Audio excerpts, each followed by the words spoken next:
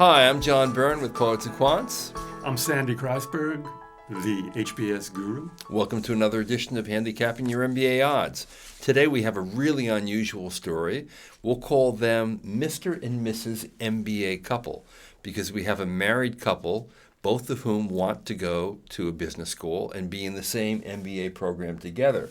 He is a 28-year-old white male. She's a 27-year-old Asian woman. He has a 3.75 in accounting and business administration and history from a top 20 liberal arts college. They apparently met there because she has a 3.66 in math and Spanish from the same college.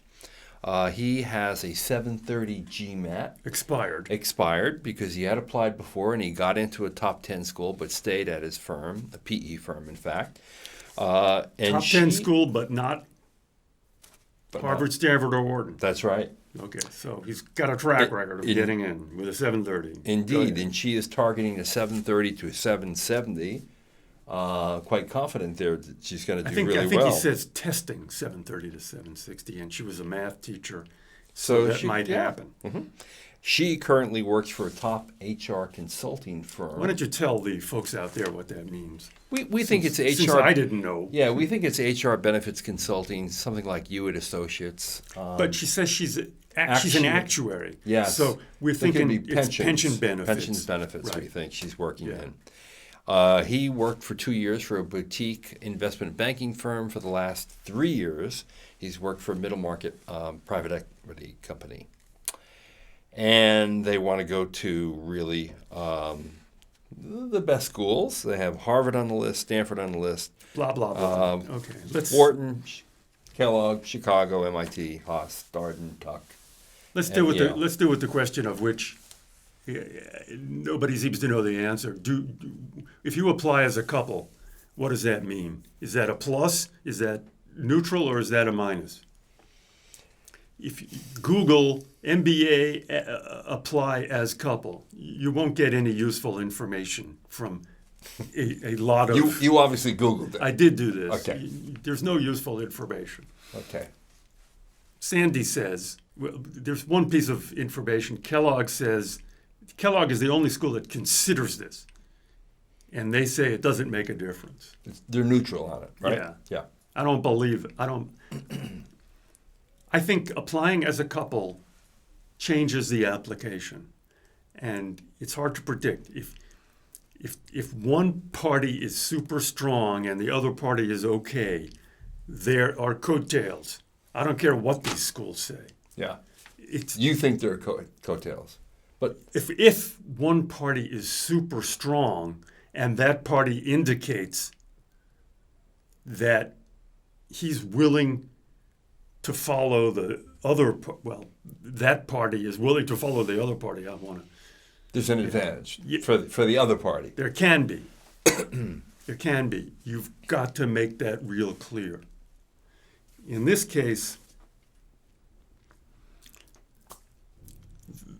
neither one of these people are superstars, although they're both very good. And they both have compelling stories. They both got good compelling stats. stories, but it's not the case where some school says, excuse me, I really want this party and I'm willing to give a break to that party. Right. I'll tell you this, also dirty little secret, when the days dwindle down to a precious few from the admissions committee, they don't care who they take. And if the second party is on the waiting list and it's take the spouse or take some other schmuck on the waiting list, what's the answer? I'd say take both of them. Why not take the spouse? Absolutely. Totally. Punish the schmuck for not getting married. And incidentally, this is definitely round one. Right. I mean, really round one. Anyway, that's what I bring to the table about should you apply as a couple. Yes, you should. It's something that you should think about, you should strategize, you should figure out if there's a strong party and a weak party, if there's a strong party, how you indicate that following the spouse is very important to you. Right. And you should mention it. Some applications have a box for this, and some don't. Okay, let's get to the facts here. Well, the goals. Okay, so Mr. MBA wants to return to a larger private equity firm in a different city with the long-term goal of owning his own PE firm. Mrs. MBA wants to go Okay, into let's deal with the Mr. Okay. Okay, we got a 28-year-old white guy with a 375. Let's say he gets the 730 GMAT again. He's 2 years of investment banking, boutique investment banking, 2 years middle market PE. Yeah, 3. 3 years middle market PE. A lot's going to depend on what the schools think of his PE firm in the first instance. This is the guy's got a totally solid story. Ultra competitive cohort, okay? You're dealing with people from IB to PE. Those are the most powerfully credentialed candidates in the world. And that's who he's competing with. So school says, why should I take you from this boutique and this middle market firm with a 375 and a 730 when I've got people from golden IB, golden PE firms with 4.0s and 750 GMATs? That's just the question. Yeah, So, well, that's legitimate. Maybe it's because he's coming along with a wife. And that's kind of a cute story, too. yeah, it's a cute story, but Okay? her story, 27-year-old Asian woman, 366, top 20 liberal arts college. Yep, same school. Let's say she's testing high, 730 to 760, and she's got a math background. She's good at this. Yeah.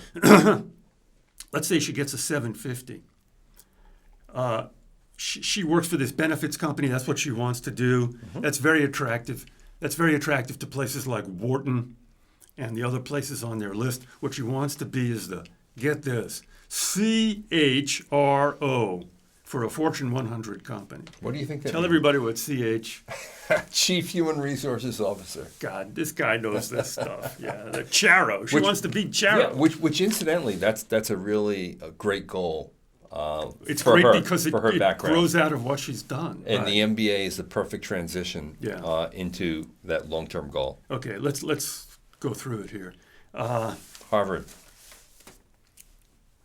He's not getting in. Oddly, she could. I don't know if that's right. It would be a long shot. I don't know if that's right. It would be a long shot. Okay. Wharton, Do I need to point out that the new admissions director at Harvard is a guy who's a Mormon, loves families, values, bringing in a couple in his first year? I don't know. I think that's really appealing.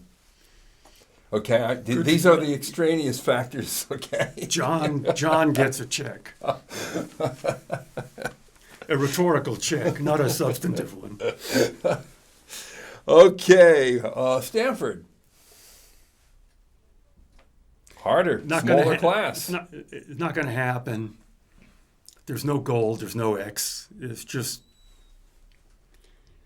I like them.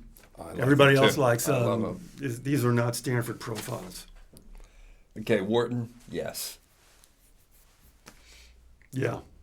What percentage? If for Wharton, Mr. and Mrs., get those high GMAT scores, and then you're into like 40 to 50%. Wharton is hard for him. Because mid-market PE. Yeah, right. When you have a lot of golden PE. Yeah, right, exactly. And golden IB as well. Yeah. Okay. And then you have Chicago Booth and Northwestern Kellogg, not to lump them two together, but I think they're attractive, and those schools will go for the underlying story. Yep. So we're talking 50+% there?